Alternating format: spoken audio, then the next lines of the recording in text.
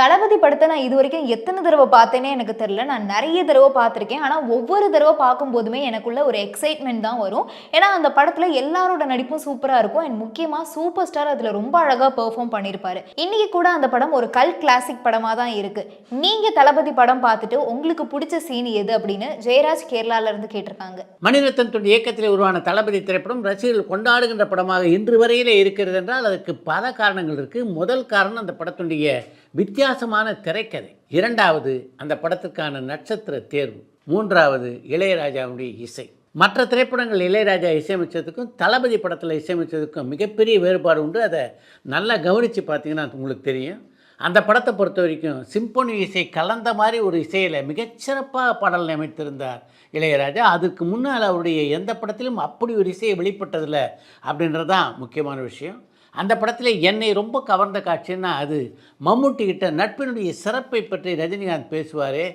அந்த காட்சி.